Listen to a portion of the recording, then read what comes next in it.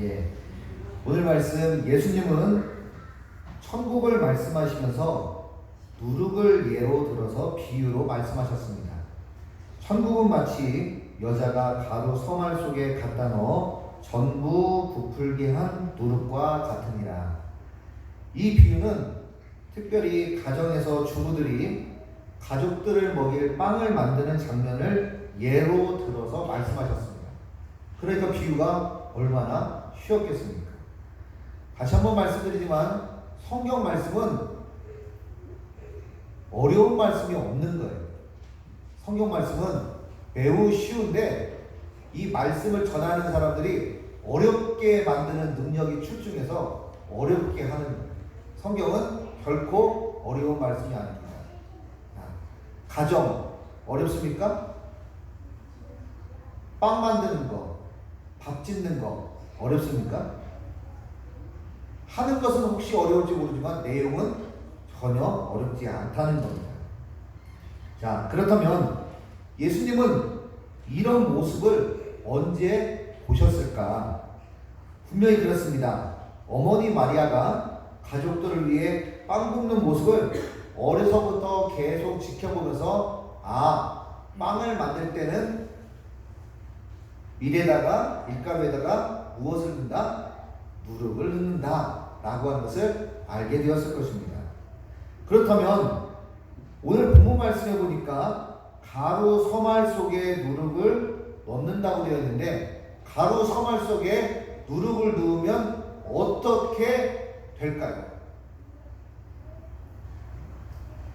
오늘 말씀처럼 전부 부풀게 된다는 겁니다. 즉 부풀게 된다는 것은 이 밀가루가 누룩이 들어가서 점점점 부피가 커져서 덩치가 커지게 된다는 거예요. 예수님 당시 이스라엘 사람들의 주식은 빵이었습니다. 당시 로마 제국의 도시에는 빵을 굽는 가게가 많이 있었습니다. 그러나 오늘 누룩 비유 말씀은 갈릴리 시골 어떤 아줌마가 빵을 만드는 거와 아주 흡사하기 때문에 빵을 사가지고 온 것이 아니라 직접 만드는 장면을 연상케 합니다. 빵을 만들기 위해 밀가루 전체에 누룩, 즉 효모를 넣었습니다. 그런데 보통 여자 한 명이 혼자 반죽할 수 있는 양은 오늘 말씀에 있는 것처럼 서말 정도 됩니다. 서말 정도 되는 밀가루에 한 주먹 정도의 누룩을 넣으면 어떻게 될까요?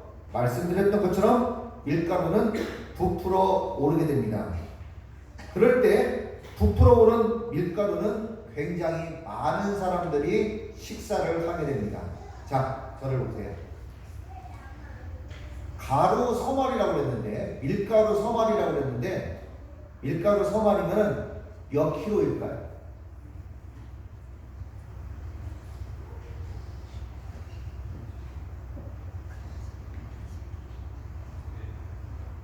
오늘 말씀해 보니까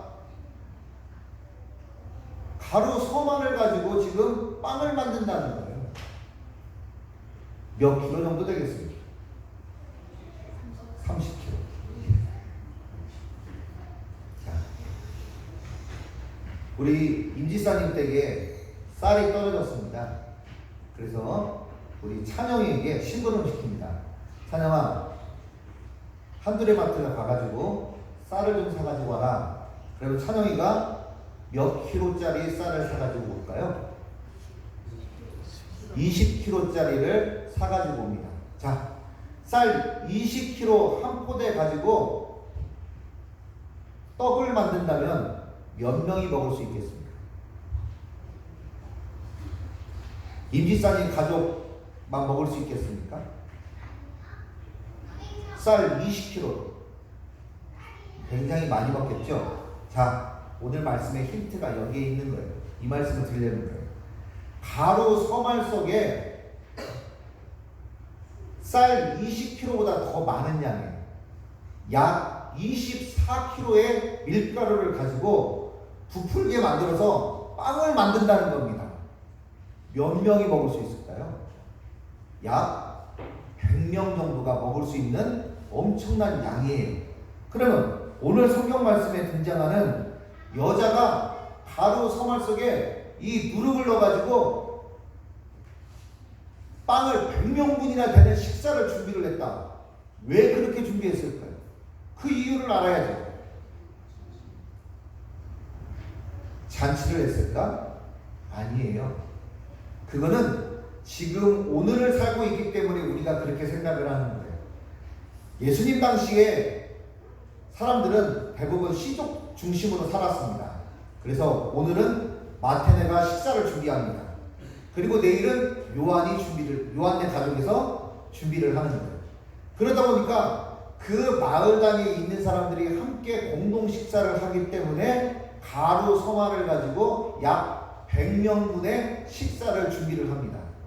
식사를 딱 준비를 해놓고 다 집집마다 나눠서 필요한 만큼 가져다 먹고 일정 부분은 남겨놓습니다. 왜 남겨놓을까요? 야식으로 먹고 싶어서요? 아니요. 이미 성경 말씀에 다 있어요. 성경 말씀에. 그 빵을 일정 부분을 남겨놓습니다. 남겨놓으면 그날 저녁에 누가 와요?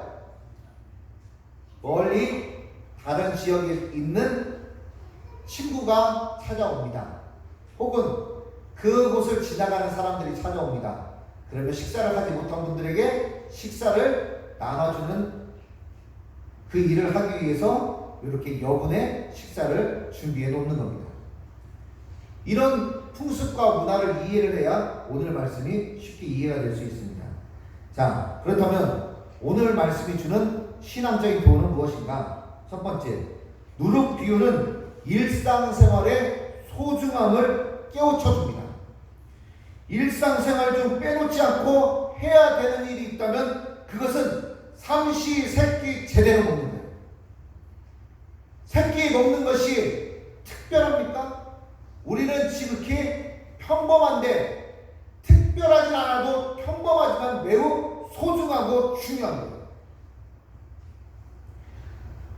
하루 외식 나가는 것보다 더 중요한 것은 하루 세 끼를 잘 먹는 게 중요합니다. 지극히 평범하지만 이보다 더 중요한 것은 없습니다. 예수님의 주기도문에 오늘날 우리에게 일용할 양식을 주옵시고 라고 말씀하고 있습니다. 그만큼 우리의 일상생활이 얼마나 소중한가를 깊이 깨닫는 사람은 그의 입술에 감사가 넘칠 수밖에 없습니다. 옆에 있는 우리 가족이 건강하고 내가 이렇게 두 다리 두 손을 쓰고 건강한 모습으로 걸어다니면서 내가 목적한 바를 갈 수가 있고 내가 다른 사람들과 의사소통하는데 전혀 문제없이 대화할 수 있고 다른 사람 만나가지고 내가 그 친구를 위해서 밥 한 끼 살 수 있는 호주머니에 돈이 들어있는 것, 이 평범함이 얼마나 감사한지를 깊이 깨닫는 사람들은 더할 나위 없이 하나님께 감사하게 된다는 겁니다. 두 번째, 누룩비유는 겸손과 희생의 소중함을 알려줍니다.